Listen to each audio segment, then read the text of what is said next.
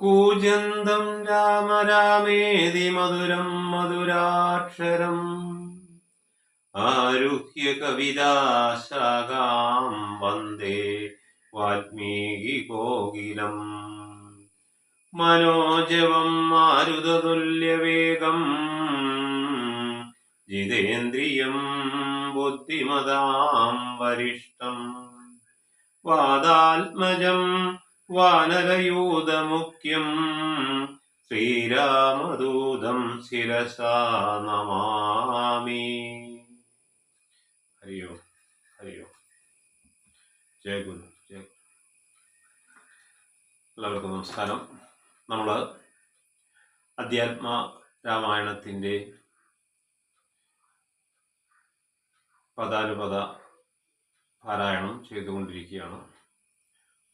കൂട്ടത്തിലൂടെ ലളിതമായൊരു വ്യാഖ്യാനവും നൽകി വരുന്നു. ഇവിടെ നമ്മൾ കഴിഞ്ഞ വീഡിയോയിൽ പറഞ്ഞു നിർത്തിയത് സീതാദേവി ഭക്തി രൂപത്തിലിരിക്കുന്ന ഹനുമാനായിക്കൊണ്ട് ശ്രീരാമ ചരിത തത്വോപദേശം നൽകുന്ന ഭാഗമാണ്. അവിടെ നമ്മൾ പറഞ്ഞു നിർത്തിയത്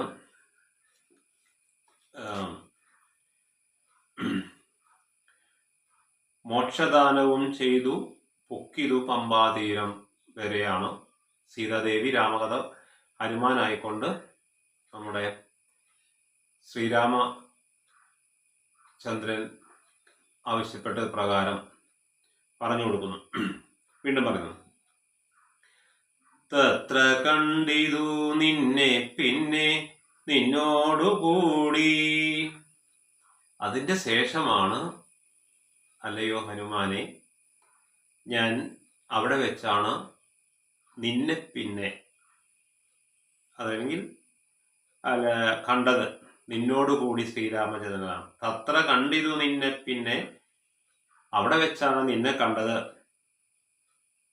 അവിടുന്ന് അങ്ങോട്ട് നിന്നോടുകൂടി മിത്രനന്ദനായ സുഗ്രീവൻ തന്നെ കൊണ്ട്. അവിടെ മിത്രൻ എന്ന് പറഞ്ഞാൽ സൂര്യൻ. അപ്പൊ സൂര്യന്റെ പുത്രനായിരിക്കുന്ന സുഗ്രീവനെ കൊണ്ട് എന്ത് ചെയ്തു? മിത്രമായിരിപ്പുതെന്ന അന്യോന്യം. ഇവിടുന്ന് അങ്ങോട്ട് ഞങ്ങളും നീയും അല്ലെങ്കിൽ ശ്രീരാമചന്ദ്രനും സുഗ്രീവനും അജീവാനന്ദ ഫ്രണ്ട്ഷിപ്പ്, കൂട്ടുകെട്ട്. മിത്രം എന്ന് പറഞ്ഞാൽ അറിയില്ലേ, ഫ്രണ്ട്, സുഹൃത്ത് ആയിരിക്കണം എന്ന് അങ്ങോട്ടും ഇങ്ങോട്ടും സത്യം ചെയ്തു.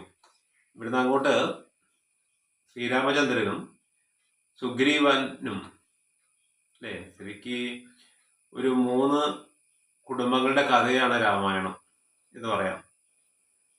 അയോധ്യയിലെയും കാട്ടിലെ രാജാവായ സുഗ്രീവന്റെയും പിന്നെ രാക്ഷസ രാജാവായ നമുക്കറിയാം ഈ ദശാസന അല്ലെങ്കിൽ ലങ്കാധിപന്റെയും കഥയാണ് രാമായണം എന്ന് പറയുന്നത്. രാവണന്റെയും. അപ്പം 3 കുടുംബങ്ങളുടെ ഒരു ലിങ്കാണ് രാമായണ കഥ എന്ന് വേണമെങ്കിൽ നമുക്ക് പറയാം. ഇവിടെ മിത്രമായിരിപ്പുതെന്ന അന്യോന്യം അങ്ങോട്ടും ഇങ്ങോട്ടും സഖ്യം ചെയ്തു. വൃത്രാരിപുത്രനായ ബാലിയെ വധം ചെയ്തു സീതാന്വേഷണം ചെയ്തു ദക്ഷിണ ജലധിയിൽ. പിന്നെ പറയുന്നത് എന്താ? മിത്രനന്ദനായ സുഗ്രീവൻ തന്നെ കണ്ടു മിത്രമായിരിപ്പതെന്ന അന്യോന്യം സഖ്യം ചെയ്തു. വൃത്രാരിപുത്രനായ ബാലിയെ വധം ചെയ്തു സീതാന്വേഷണം ചെയ്തു ദക്ഷിണ ജലധിയിൽ. വൃത്രാരിപുത്രൻ എന്ന് പറഞ്ഞാൽ ഇന്ദ്രൻ. വൃത്രന്റെ ശത്രുവായിരിക്കുന്ന അല്ലെങ്കിൽ അവനെ ഹരിച്ചനായിരിക്കുന്ന ഇന്ദ്രദേവന്റെ പുത്രനാണല്ലോ ബാലി. അപ്പം ആ ബാലിയെ പിന്നെ സുഗ്രീവന് വേണ്ടി രാമചന്ദ്രൻ വധിച്ചു. നമുക്കറിയാം, ഒരുവിധം പേർക്കൊക്കെ അറിയുന്നതാണല്ലേ. പിന്നെ ഡീറ്റെയിൽ ആയിട്ട് വരുന്നുണ്ട്. പിന്നെന്താ ഉണ്ടായത്? സീതാന്വേഷണം ചെയ്തു ദക്ഷിണ ജലധിയിൽ, ദക്ഷിണ ഭാഗത്തുള്ള സമുദ്രത്തിൽ നിലകൊള്ളുന്ന അവിടെ അവിടെ ആ ജലധിയിൽ സീതയ്ക്ക് വേണ്ടി അന്വേഷണം ചെയ്തു. അങ്ങനെ അന്വേഷിച്ചു ചെന്നപ്പോൾ നമ്മൾ ലങ്കാധിപനായിരിക്കുന്ന രാവണന്റെ കസ്റ്റഡിയിലാണ് സീത എന്നറിയുകയും പിന്നെന്തുണ്ടായി? സേതുബന്ധനം ലങ്കാമർദ്ദനം പിന്നെ ശേഷം പുത്രമിത്ര അമാത്യ ഭൃത്യാദികളോടും കൂടി. അവിടെ പദച്ഛേദം ചെയ്യുമ്പോൾ പിന്നെ സേതുബന്ധനം നടത്തി. സേതുബന്ധനം എന്ന് പറഞ്ഞാലേ കടലിലൂടെ പാലം കെട്ടി. ആ പാലൊക്കെ നമുക്കിന്നും കടലിനടിയിലൂടെ ദൃശ്യമാണ്. അപ്പം നമ്മുടെ വാനരന്മാര് നിർമ്മിച്ച ഒക്കെ നമുക്ക് ചർച്ച ചെയ്യാം. സേതു പാലം, ബന്ധനം, ബ്രിഡ്ജ്. അങ്ങനെ ലങ്കയിലെത്തി. പിന്നെ അവിടെ ലങ്ക ആകെ തച്ചു പൊടിച്ച് ആകെ നശിപ്പിച്ചു. ലങ്കാമർദ്ദനം. പിന്നെ ശേഷം എന്താണ്ടായത്? പുത്ര പ്ലസ് അത് പദച്ചേരുമ്പോൾ പുത്രന്മാരോടും മിത്രന്മാരോടും അമാത്യന്മാരോടും പിന്നെ ഭൃത്യാദികളോടും, ഇങ്ങനെ ഇത്രയും പേരുടെ ഒന്നിച്ചുള്ളൊരു വാക്കാണത്. ഭൃത്യാദികളോടും കൂടി. പുത്രമിത്ര അമാത്യ ഭൃത്യാദികളോടും കൂടി. പുത്രൻ എന്ന് പറഞ്ഞാൽ എല്ലാവർക്കും അറിയാം, അല്ല മിത്രം എന്ന് പറഞ്ഞാൽ അറിയാം. അമാത്യന്മാര് ആണ് ഇവിടുത്തെ മന്ത്രിമാര്. പിന്നെ അവിടുത്തെ രാവണന്റെ ഭൃത്യാദികളോടും കൂടി യുദ്ധസന്നദ്ധനായ ശത്രുവാം ദശാസ്യനെ, കോപ്പ് കൂട്ടി യുദ്ധത്തിനായി വന്ന രാവണനെ, ശത്രുവാം രാമന്റെ ശത്രുവായ ദശാസ്യനെ, 10 തലയോടുകൂടിയവനെ, ശസ്ത്രേണ വധം ചെയ്തു രക്ഷിച്ചു ലോകത്രയം. ശസ്ത്രേണ എന്ന് പറഞ്ഞാൽ അറിയില്ലേ, അസ്ത്രത്താൽ. വധം ചെയ്തു, വധിച്ചു, രക്ഷിച്ചു. അതെങ്ങനെയൊക്കെ യുദ്ധം, ഘോര യുദ്ധമൊക്കെ നമുക്ക് വർണ്ണിക്കുന്നുണ്ട്. ഇവിടെ ഒരു ബ്രീഫായിട്ടാണല്ലോ പറയുന്നത് സീതാദേവി. ശസ്ത്രേണ വധം ചെയ്തു രക്ഷിച്ചു ലോകത്രയം. ലോകത്രയം, 3 ലോകത്തെയും രക്ഷിച്ചു. ഭക്തനാം വിഭീഷണൻ അഭിഷേകവും ചെയ്തു. അത് കഴിഞ്ഞ് രാവണന്റെ തന്നെ ഒരു ബ്രദറായിരിക്കുന്ന ശ്രാവണന്റെ ഒരു ബ്രദറായിരിക്കുന്ന രാമഭക്തൻ കൂടിയായിരിക്കുന്ന വിഭീഷണനെ രാജാഭിഷേകം ചെയ്തു കൊടുത്തു പോന്നു. ഇല്ലേ? അല്ലാണ്ട് രാമൻ അവിടുത്തെ അധികാരമോഹമൊന്നും കൈവശം വെച്ചിട്ടില്ല. അവിടെ ആരെയാണോ അഭിഷേകം ചെയ്യണമെങ്കിൽ അയാളെ തന്നെ അഭിഷേകം ചെയ്യിപ്പിച്ചു എന്ന്. പിന്നെന്താണ്ടായത്? പാവകൻ തങ്കൽ മറഞ്ഞിരുന്നോരെന്നെ പിന്നെ പാവനയെന്നു ലോകസമ്മതമാക്കിക്കൊണ്ട്.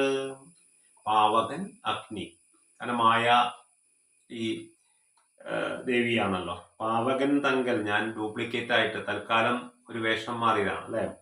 ഞാൻ അഗ്നിയില് ഈ അയോധ്യ അല്ലെങ്കിൽ കാനനത്തിൽ അല്ലെങ്കിൽ കാട്ടിൽ വെച്ച് മാരിജൻ സീതയെ കട്ടുകൊണ്ടുപോയപ്പോ ഒറിജിനൽ അല്ല പോയത്. ആ സമയത്ത് എൻ്റെ ഒറിജിനൽ രൂപം ഞാൻ അഗ്നിയിലേക്ക് പ്രവേശിക്കാനുണ്ടായത്. പിന്നീട് എൻ്റെ ഡ്യൂപ്ലിക്കേറ്റ് ആണ് രാവണന്റെ കൂടെ പോയിട്ടുള്ളത്. അപ്പം ആ സമയത്ത് ഞാൻ അഗ്നിയിൽ ഒളിച്ചിരിക്കുകയായിരുന്നു. അതുകൊണ്ടാണ് മായ സീത എന്ന് പറയാൻ കാരണം. പാവകൻ തങ്കൽ മറഞ്ഞിരുന്നോരെന്നെ പിന്നെ. ഞാൻ എവിടെ ഒളിഞ്ഞിരുന്നിരുന്നത്? പാവകൻ എന്ന് പറഞ്ഞാൽ അഗ്നിയിലാണ് ഞാൻ ഒളിഞ്ഞിരുന്ന എന്നെ പിന്നെ ഒറിജിനിലേക്ക് തിരിച്ചു വരണ്ടേ. പാവനയെന്നു, ഞാൻ പവിത്രവതിയാണ് എന്ന് ലോകസമക്ഷം തെളിയിച്ചു കൊടുത്തിട്ട് അഗ്നിസാക്ഷിയായിക്കൊണ്ട് അഗ്നിപ്രവേശം വരുന്നുണ്ടല്ലോ. അപ്പൊ അഗ്നിയിലേക്ക് വീണ്ടും സീതയെ കയറ്റി അവൾ പവിത്രവതിയാണെന്ന് ലോകസമക്ഷം തെളിയിച്ചുകൊണ്ട്, പാവനയെന്ന് ലോകസമ്മതമാക്കിക്കൊണ്ട് പാവകനോട് വാങ്ങി.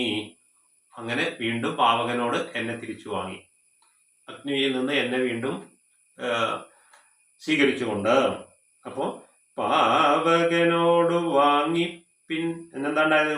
പുഷ്പകം കരയേറി, പുഷ്പക വിമാനത്തിൽ ഞാൻ വീണ്ടും രാമനോടുകൂടി കരയേറി ദേവകളോടനുവാദം കൊണ്ടയോധ്യയാം.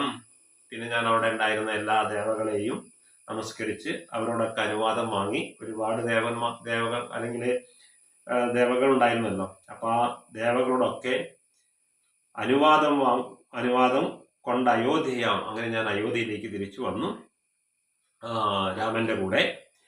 അതൊക്കെ ആരോടാ പറഞ്ഞു കൊടുക്കുന്നത്? ഹനുമാന് വേണ്ടി സീതാദേവി ഒരു ബ്രീഫ് ഡിസ്ക്രിപ്ഷൻ കൊടുക്കുകയാണ് രാമകഥയെ. അത് ശ്രീരാമൻ തന്നെ ആവശ്യപ്പെട്ടിട്ടാണ് പറഞ്ഞു കൊടുക്കുന്നത്. ശരിക്കും രാമകഥ ഇത്ര തന്നെ ഉള്ളൂ രാമായണം. പക്ഷെ നമുക്കത് ഡീറ്റെയിൽ ആയിട്ടാണ് പിന്നെ വരുന്നല്ല. അപ്പം ദേവകളോടനുവാദം കൊണ്ട് അയോധ്യയാം രാജ്യത്തിന് അഭിഷേകം ചെയ്തു. അങ്ങനെ തിരിച്ചു വന്ന് രാജ്യത്തിന് വേണ്ടി അഭിഷേകമൊക്കെ ചെയ്തു. ഭരതനിൽ നിന്ന് രാജ്യഭരണം വീണ്ടും തിരിച്ചു വാങ്ങി. രാജ്യത്തിന് അഭിഷേകം ചെയ്തു.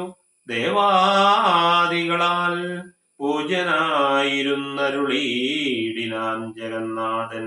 അങ്ങനെ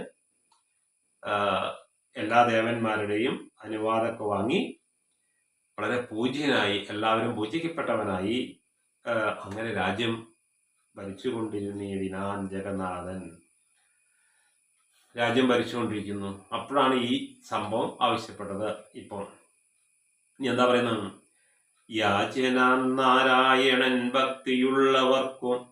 യാജ്യൻ എന്ന് പറഞ്ഞ പൂജിക്കപ്പെടേണ്ടവൻ. യാജ്യനാം നാരായണൻ. നാരായണൻ ആരാണ്? എല്ലാവരും യജിക്കേണ്ടവൻ, അല്ലെങ്കിൽ അഥവാ പൂജിക്കപ്പെടേണ്ടവനാണ്, അല്ലെങ്കിൽ നമ്മളേവരും പൂജിക്കേണ്ട നാരായണൻ. ഭക്തിയുള്ളവർക്ക് സായുജ്യമാം. ഭക്തി ആർക്കുണ്ടോ അവർക്കേ സായുജ്യം പ്രാപിക്കാൻ പറ്റൂ നാരായണനെ. അപ്പൊ അങ്ങനെയുള്ള സായുജ്യമാം മോക്ഷത്തെ നൽകിയിടിനാൻ നിരഞ്ജനൻ. അങ്ങനെ സകലവിധ അല്ലെങ്കിൽ നാരായണനെ യജിക്കുന്നവർക്കൊക്കെ വേണ്ട മോക്ഷം നൽകിയിടിൻ. അങ്ങനെ നിരഞ്ജനൻ വീണ്ടും ഈ വാക്ക് ഉപയോഗിക്കുന്നുണ്ട്. എന്ന് പറഞ്ഞാൽ അഞ്ജനം എന്ന് പറഞ്ഞാൽ കൺമഷിയാണ്. നിരഞ്ജനം എന്ന് പറഞ്ഞാൽ കറുപ്പില്ലാത്ത, എന്നാൽ വെളുപ്പോട് കൂടിയ, എന്താ അറിവോട് കൂടിയ. നിരഞ്ജനൻ ഇരുട്ടില്ലാത്ത, പ്യുവർ നോളജ് ആണ് ശ്രീരാമചന്ദ്രൻ. പരിപൂർണ പരിജ്ഞാനത്തിന്റെ അടിത്തറയാണ് എന്നല്ല. അതുകൊണ്ടാണ് നിരഞ്ജനൻ എന്ന് പറയുന്നത്. ഏവമാദികളായ കർമ്മങ്ങൾ തൻ്റെ മായാദേവിയാം എന്നെ കൊണ്ടു ചെയ്യിപ്പിക്കുന്നു നൂനം. ഇങ്ങനെ ഈ പറഞ്ഞ ഏവ ആദികളായ, ഇപ്പൊ ഈ പറഞ്ഞു കൊണ്ടുവന്ന സകലവിധ കാര്യങ്ങളും, ഇത്രയും കാര്യങ്ങളൊക്കെ ഞാൻ ചുരുക്കി പറഞ്ഞല്ലോ. ആ കാര്യങ്ങളൊക്കെ തൻ്റെ മായാദേവിയ ശ്രീരാമചന്ദ്രന്റെ തന്നെ കൂടെ, എന്താ മായാദേവിയ എന്നെ കൊണ്ട്, ഞാൻ മായാദേവിയല്ലേ, എന്നെ കൊണ്ട് ചെയ്യിപ്പിക്കുന്നു. ഇതൊക്കെ എൻ്റെ സഹായത്തോടെയാണ് ശ്രീരാമചന്ദ്രൻ ചെയ്തു പോകുന്നത്. ഇവിടെ മനസ്സിലാക്കേണ്ട കാര്യം, പ്രകൃതിയും പുരുഷനും സംയോജിച്ചാൽ ഏത് ആക്ടിവിറ്റിയും ചെയ്യാൻ പറ്റും. അപ്പോൾ ഈ മൊത്തം പ്രപഞ്ചം തന്നെ പ്രകൃതി പുരുഷ ത്തിന്റെ സംയോഗമാണ്. അഥവാ പ്രകൃതി കൂടിച്ചേർന്നാലേ പുരുഷന് എന്തെങ്കിലും സൃഷ്ടിക്കാൻ പറ്റൂ. അങ്ങനെ അതുകൊണ്ടാണ് പറഞ്ഞത് ദേവിയാം എന്നെ കൊണ്ട് ചെയ്യിപ്പിക്കുന്നു നൂനം. രാമനാം ജഗൽ ഗുരു ആരാ ചെയ്യിപ്പിക്കുന്നത്? ശ്രീരാമചന്ദ്രൻ. അദ്ദേഹം ആരാണ്? ജഗൽ ഗുരുവാണ്. ഈ ജഗത്തിന്റെ തന്നെ ഗുരുവായ, നമ്മുടെ എല്ലാവർക്കും അറിവ് പകർന്നു നൽകുന്ന, നമ്മുടെ ഗുരുവിന്റെ ഗുരു തേടി പോയാൽ ആത്യന്തികമായി നമ്മൾ എവിടെ ചെന്നെത്തും? പരമഗുരുവിലെത്തും. ആ പരമഗുരു ആരാണ്? സാക്ഷാൽ ഈശ്വരൻ തന്നെ. ജഗൽ ഗുരു നിർഗുണൻ എന്നാണ്. സത്വതമോ രജാതി ഗുണങ്ങളൊന്നുമില്ലാത്ത നിർഗുണൻ. ഈശ്വരൻ ശരിക്കും നിർഗുണനാണല്ലോ അല്ലെ. നമ്മൾക്കാണ് ഗുണത്തിന്റെ സംയോഗങ്ങളുള്ളത്. ഏതൊക്കെ ഗുണങ്ങളാണ്? ത്രിഗുണങ്ങൾ. സത്വഗുണം, പിന്നെന്തൊക്കെയാണ്? രജോ ഗുണം, തമോ ഗുണം അല്ലേ. സാത്വികന്മാരൊക്കെ എന്താണ്? സത്വഗുണം ഉള്ളവരായിരിക്കും, അറിവുള്ളവരായിരിക്കും, പരിജ്ഞാനമുള്ളവരായിരിക്കും. പിന്നെ രജോ ഗുണപ്രിയര് ആരാ? കുറച്ച്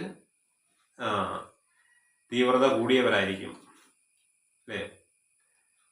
പട്ടാളക്കാര് അങ്ങനെയൊക്കെയുള്ള മസിൽ പവറൊക്കെ കാണിക്കുന്നവരായിരിക്കും രജോ ഗുണികൾ. തമോ ഗുണന്മാരാരാ? അവരാണ് സമൂഹത്തിൽ ഏറ്റവും കൂടുതൽ ഉറങ്ങിയിരിക്കുന്നവര്. അങ്ങനെ എന്താ ജീവിത ലക്ഷ്യം എന്ന് ചോദിച്ചാൽ പ്രത്യേകിച്ച് ലക്ഷ്യമൊന്നുമില്ല. നേരം വിളിച്ചാവുന്നു, മാമു ഉണ്ടണു, കടന്നുറങ്ങുന്നു, വീണ്ടും പണ്ട് തിരുമേനി പറഞ്ഞാൽ ഉണ്ടാലൊന്ന് ഉറങ്ങണം, ഉറങ്ങിയാലൊന്ന് ഉണ്ണണം, ഇങ്ങനെ ജീവിക്കുന്ന കുറെ തമോ ഗുണപ്രിയരുണ്ട്. ഇങ്ങനെ ഈ ത്രിഗുണങ്ങളൊക്കെ ബേസ് ചെയ്തിട്ടാണ് നമ്മുടെ മനുഷ്യരും എല്ലാവരും.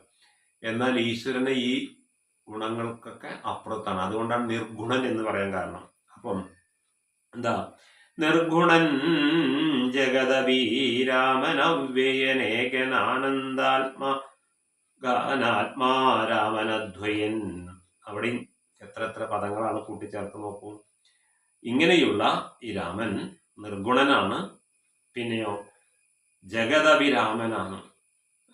ഈ ജഗത്തിന്റെ തന്നെ മൊത്തത്തിലുള്ള എല്ലാവരെയും രമിപ്പിക്കുന്ന ജഗദഭി രാമൻ അവ്യയനാണ്. അവ്യയൻ എന്ന് പറഞ്ഞാൽ വ്യയമില്ലാത്ത, ക്ഷയമില്ലാത്ത, ഏകനാണ്. അവ്യയനാണ്, ഏകനാണ് അല്ലെ. പിന്നെന്താ? ആനന്ദ ആത്മകനാണ്, ആനന്ദാത്മകന ആത്മരാമൻ. അങ്ങനെ രമിക്കുന്ന ആത്മാരാമൻ അദ്വയൻ. അദ്ദേഹം വീണ്ടും ആത്മാരാമൻ എന്ന് മാത്രമല്ല അദ്വയം കൂടിയാണ്. ദ്വയമില്ലാത്ത, രണ്ടില്ലാത്ത. നമുക്കൊക്കെ രണ്ടുമുണ്ട്.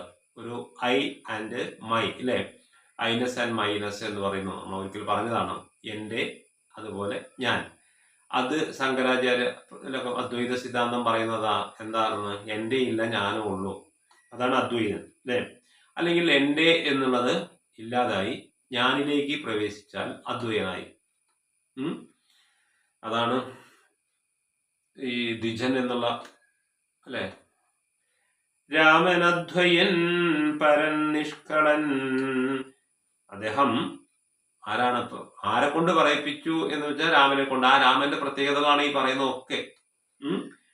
അദ്വൈനാണ്, പരനാണ്, പിന്നെയോ നിഷ്കളനാണ്, കളങ്കമില്ലാത്തവനാണ്. വിദ്വത് ബൃംഗ രാമൻ അച്യുതൻ. വിദ്വത് ബൃംഗ രാമൻ അച്യുതൻ. എന്താണ് ഇവിടെ? വിദ്വത് എന്ന് പറഞ്ഞാൽ അറിവുള്ള, ബൃംഗം എന്ന് പറഞ്ഞാൽ എന്താ? വണ്ട്. അപ്പൊ എന്താർത്ഥം? ആത്മജ്ഞാനികളാകുന്ന വണ്ടുകൾ തേൻ നുകരുന്ന അല്ലെങ്കിൽ തേൻ കുടിക്കുന്ന ഒരു പുഷ്പമാണ് രാമൻ എന്ന് വേണമെങ്കിൽ നമുക്കറിയാം. അതുകൊണ്ടാണ് ഇങ്ങനെയൊക്കെ നമ്മുടെ എഴുത്തച്ഛൻ വിവരിക്കുന്നത്. വിദ്വത് ആ ഒരു വാക്കിനെ നമുക്ക് ഒരുപാട് സമയത്തേക്ക് വ്യാഖ്യാനിക്കാനുണ്ട്. മനസ്സിലായല്ലോ. വിദ്വാൻമാരായിരിക്കുന്ന ഭൃംഗങ്ങൾ. ആരായി വിദ്വാൻമാരെന്ന് പറഞ്ഞാൽ പരിജ്ഞാനികൾ. പരിജ്ഞാനികൾക്ക് തേൻ നുകരാനുള്ള ഒരു പുഷ്പമാണ് രാമൻ അല്ലെ. കുടിച്ചാലും അതിലിങ്ങനെ മത്ത് അല്ലെ പിടിച്ചുകൊണ്ട് നടക്കുന്ന വിജ്ഞാനികൾ.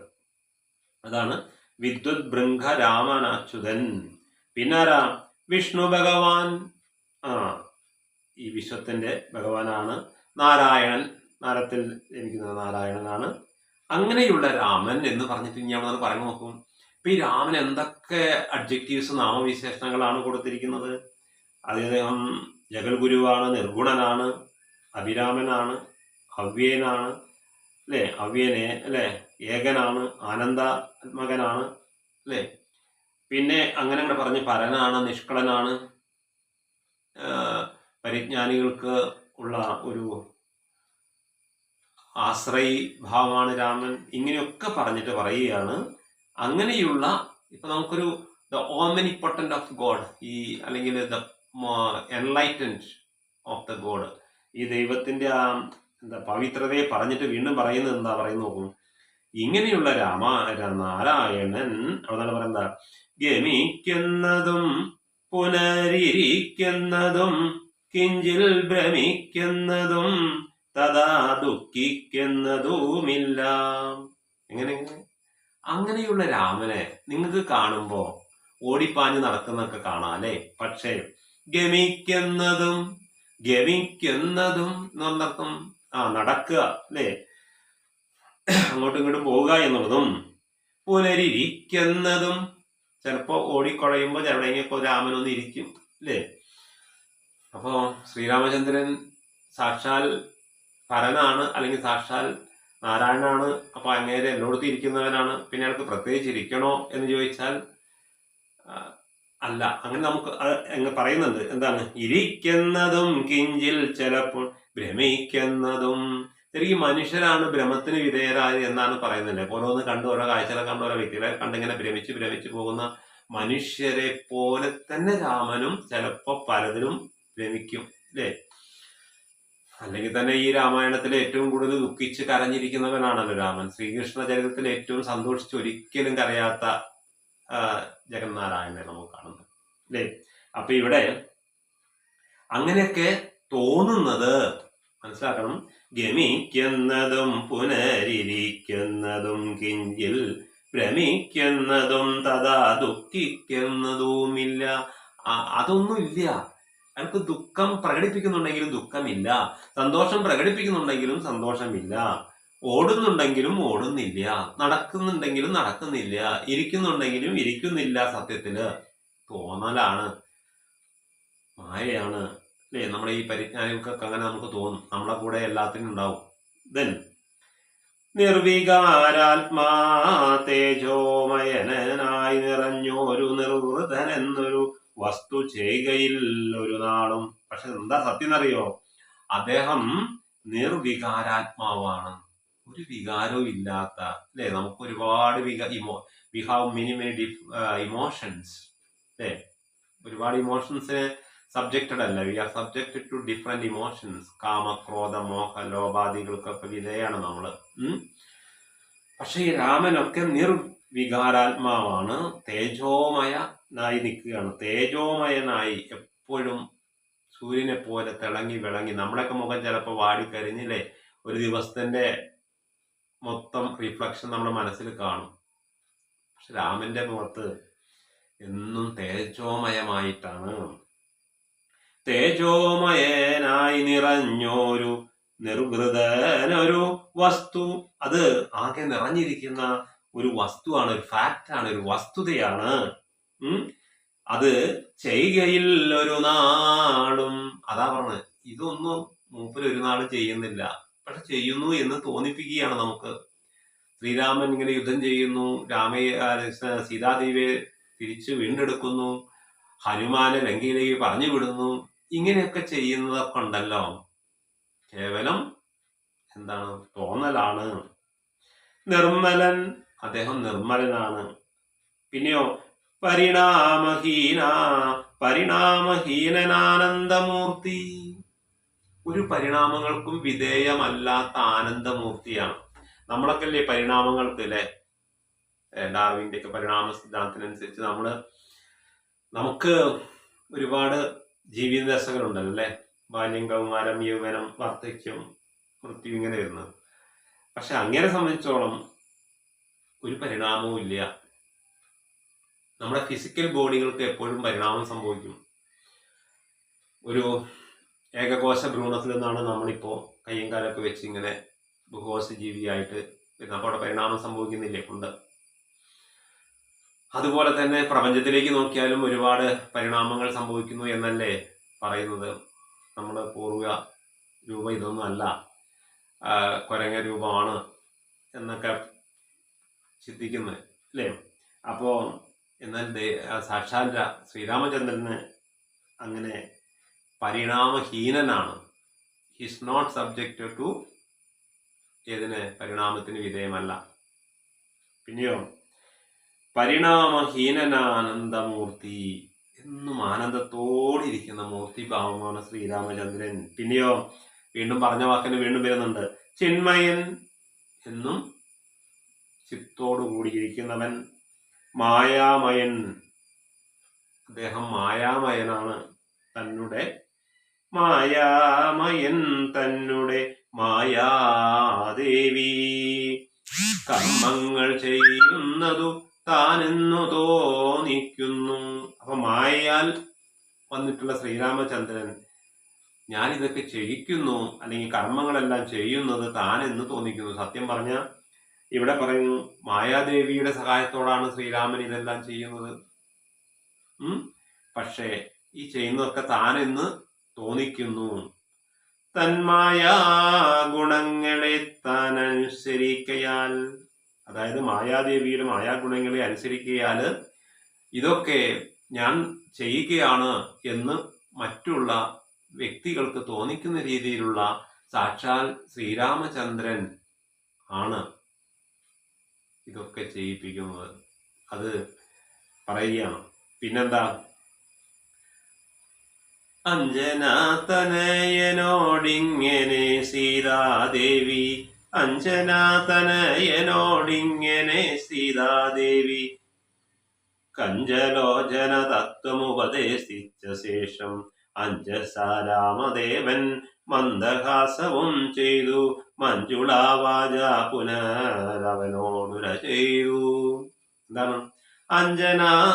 അഞ്ജനാതനയനോടിങ്ങനെ എന്നാണ് ഹനുമാനോട്, അല്ലേ? അഞ്ജനാതനയനോടിങ്ങനെ സീതാദേവി. ഇതൊക്കെ ആരാ പറയുന്നത്? മറക്കരുതേ. അതായത് എവിടുന്നാ നമ്മൾ പോകുന്നത്? ശ്രീപരമേശ്വരനോട് ശ്രീരാമചരിതം തനിക്ക് ഉപദേശിച്ചു തരണം എന്ന് പാർവതി ആവശ്യപ്പെട്ടപ്പോൾ, ശ്രീരാമചരിതം വ്യക്തമായി പറഞ്ഞു കൊടുക്കാൻ ആവശ്യപ്പെട്ടപ്പോൾ ശ്രീപരമേശ്വരൻ സീതാദേവിയെ ഒരു ഫ്ലാഷ് ബാക്ക് സ്റ്റോറിയിലേക്ക് കൊണ്ടുപോവുകയാണ്. നീ അങ്ങോട്ട് നോക്കൂ, അയോധ്യയില് ശ്രീരാമചന്ദ്രനും സീതാദേവിയും ഒരുമിച്ചിരിക്കുന്നു. അവർ രണ്ടുപേരും തമ്മിൽ നടത്തിയ ഒരു സംഭാഷണം നിനക്ക് ഞാൻ ആദ്യം പറഞ്ഞു തരാം. കാരണം ആ സംഭാഷണത്തിൽ തന്നെ രാമചരിതം ബ്രീഫായിട്ടുണ്ട്. അപ്പോഴാണ് നമ്മൾ നേരെ അങ്ങോട്ട് പോകുന്നത്, അയോധ്യയിലേക്ക് പോകുന്നതും അവിടെ സീതാദേവിയോട് ശ്രീരാമചന്ദ്രൻ പറയുന്ന ചില വൃത്താന്തത്തിലേക്ക് പോകുന്നു. ശ്രീരാമചന്ദ്രൻ പരിപൂർണ ഭക്തത്തിന്റെ ഉടമയായിരിക്കുന്ന ഹനുമാൻ തന്റെ കാൽക്കിലിരിക്കുന്നത് കണ്ടപ്പോൾ ഹനുമാനെ ചൂണ്ടിക്കാണിച്ചുകൊണ്ട് സീതാദേവിയോട് പറയുകയാണ്, ഈ എന്തുകൊണ്ടും എന്താണ് പരമതത്വം പറഞ്ഞു കൊടുക്കാൻ അർഹിക്കുന്നവനാണ്, ആത്യന്തിക സത്യം പറഞ്ഞു കൊടുക്കാൻ അർഹിക്കുന്നവനാണ് ഈ ഹനുമാൻ. അതുകൊണ്ട് ഈ ഹനുമാന് നമ്മുടെ ജീവചരിത്രം, നമ്മുടെ ബയോഗ്രഫി ഒന്ന് ഇവനെ പറഞ്ഞു കൊടുക്കൂ.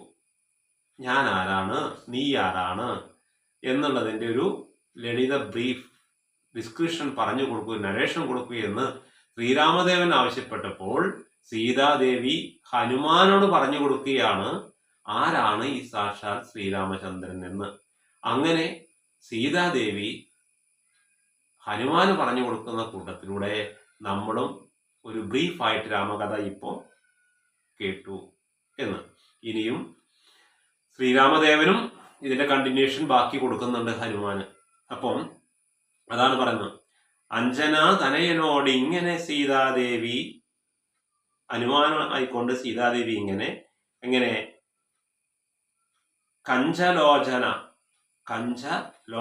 തത്വം ഉപദേശിച്ച ശേഷം എന്ന് പറഞ്ഞാൽ, കഞ്ചലോചന എന്ന് പറഞ്ഞാൽ താമരയുടെ കണ്ണോട് കൂടിയ എന്നതാണ്, അല്ലേ? അപ്പോൾ കഞ്ചലോചന തത്വം ഉപദേശിച്ച ശേഷം, ലോചനം എന്ന താമരയുടെ ഇതളുപോലെ കണ്ണുള്ള ശ്രീരാമ, അല്ലെങ്കിൽ ലോചന ശ്രീരാമന്റെ തത്വം ഉപദേശിച്ചു കൊടുത്തു. ആർക്ക്? ഹനുമാൻ ഉപദേശിച്ചു കൊടുത്ത ശേഷം അഞ്ജസ, വീണ്ടും ഉടൻ അഞ്ജസ രാമദേവൻ മന്ദഹാസവും ചെയ്തു. അത് കേട്ടപ്പോ പെട്ടെന്ന് ശ്രീരാമദേവനും മന്ദഹാസത്തോടെ, സന്തോഷത്തോടെ മഞ്ജുള എന്നുള്ള മനോഹരമായ മഞ്ജുളാവാചമോ പുനരവനോടുര ചെയ്തു. ഈ നല്ല മനോഹരമായ വാക്കിനാൽ ശ്രീരാമദേവനും ഹനുമാന് ചില തത്വോപദേശങ്ങൾ കൊടുക്കുന്നു. നമ്മളിപ്പോ പരമേശ്വരന്റെ ഒറിജിനൽ രാമകഥ വ്യാഖ്യാനത്തിലേക്ക് പ്രവേശിച്ചിട്ടില്ല. നമ്മൾ അയോധ്യയിൽ ഈ പരമേശ്വരൻ അവിടെ നടന്നൊരു കോൺവെർസേഷനിലേക്ക് നമ്മളെ കൂട്ടിക്കൊണ്ടുപോവുകയാണ് ചെയ്ത്. ഓക്കെ, അപ്പോൾ ഈ ഭാഗം ഇനി ഇവിടെ നിന്ന് അങ്ങോട്ട് ശ്രീരാമൻ തത്വം ഉപദേശിക്കുന്നതാണ്. അത് നമുക്ക് അടുത്ത വീഡിയോയിൽ പിന്നെ ഒരു കൂടി കാര്യം കൂടി പറയേണ്ടത്, നമ്മുടെ ഈ രാമായണ മാസമായതുകൊണ്ടാണ് നമ്മൾ പലപ്പോഴും ഈ വീഡിയോകളെല്ലാം ഗ്രൂപ്പിലേക്ക് ഷെയർ ചെയ്യുന്നു. നമ്മൾ ഈ അധ്യാത്മ രാമായണം വ്യാഖ്യാനം രാമായണ മാസം കഴിഞ്ഞാലും തുടർന്നുകൊണ്ടേ പോകും. അത് എപ്പോൾ തീരും എന്ന് പറഞ്ഞാൽ ചിലപ്പോൾ ഒരു വർഷത്തിനടുത്തേക്കാം, അല്ലെങ്കിൽ അതങ്ങനെ നീണ്ടുപോയേക്കാം. ഇപ്പോൾ രാമായണ മാസം കഴിഞ്ഞാൽ ഇത് കേൾക്കണം എന്നുള്ളവർ, അല്ലെങ്കിൽ ഈ വിവരണം നിങ്ങൾക്ക് ഇഷ്ടപ്പെടുന്നുവെങ്കിൽ, വ്യാഖ്യാനത്തോടെയുള്ള ഈ രാമ കഥ കേൾക്കണമെങ്കിൽ പാരായണം, ഞാൻ പറഞ്ഞു പാരായണത്തിന് ഒട്ടും പ്രാധാന്യം നൽകുന്നില്ല. നമ്മൾ പാരായണം നിങ്ങൾക്കൊക്കെ സംഗീതം പഠിച്ചവർക്കൊക്കെ എങ്ങനെ വേണമെങ്കിലും വളരെ വൃത്തമനോഹരമായിട്ട് രാമായണം ആലപിക്കാം. അപ്പോൾ അത് ഇതിൻ്റെ പദച്ഛേദത്തിലൂടെ പഠിക്കുമ്പോൾ കുറച്ചും കൂടി സുഖമായിരിക്കും. അപ്പം അതുകൊണ്ട് നമ്മുടെ അറിവ് വെച്ചിട്ടുള്ള പദച്ഛേദ വ്യാഖ്യാനമാണ് നൽകുന്നത്. അപ്പം അത് വീണ്ടും കേൾക്കണമെങ്കിൽ നിങ്ങൾ നമ്മുടെ PVN ഗ്ലോബൽ സബ്സ്ക്രൈബ് ചെയ്യുക, അതിൻ്റെ ലൈക്ക് ബട്ടൺ അമർത്തുക. പലർക്കും അറിയില്ല. മാത്രമല്ല PVN ഗ്ലോബലിൻ്റെ രാമായണ അധ്യാത്മ രാമായണം എന്നുള്ളതിൻ്റെ പ്ലേ ലിസ്റ്റ് ഉണ്ടാവും. അതിൽ നമ്മൾ അപ്ലോഡ് ചെയ്ത എല്ലാ വീഡിയോകളും ലഭ്യമായിരിക്കും. അപ്പോൾ ആദ്യം തൊട്ട് വേണ്ടവർ ആ പ്ലേ ലിസ്റ്റ് എടുത്താൽ നിങ്ങൾക്ക് ആദ്യ വീഡിയോ തൊട്ട് തന്നെ ലഭിക്കുന്നതാണ്. അപ്പോൾ PVN ഗ്ലോബൽ സബ്സ്ക്രൈബ് എന്നുള്ള ബട്ടൺ അമർത്തുക, അതുപോലെ ലൈക്ക് ബട്ടൺ ഒന്ന് അമർത്തുക. പിന്നെ ഒന്നുകൂടി ചെയ്യേണ്ടത്, നിങ്ങൾക്ക് ഈ തത്വമൂല്യ സിദ്ധാന്തങ്ങളൊക്കെ ഇഷ്ടപ്പെടുന്നുവെങ്കിൽ നമുക്ക് അത് മറ്റുള്ളവരിലേക്ക് അറിയിക്കണമെന്നോ താല്പര്യമുള്ളവർ തൻ്റെ സുഹൃത്തുക്കൾക്കും പ്രത്യേകിച്ച് കുട്ടികൾക്കും ഇതൊക്കെ ഷെയർ ചെയ്ത് കൊടുക്കുക. ഈ കാലത്ത് കുട്ടികളൊക്കെയാണ് ഇത് കൂടുതലായിട്ട് പഠിച്ച് മനസ്സിലാക്കേണ്ടത്. നമ്മളത് ഏറ്റവും ശ്രദ്ധിക്കേണ്ടതാണ് എന്ന് പറഞ്ഞുകൊണ്ട് നിർത്തട്ടെ.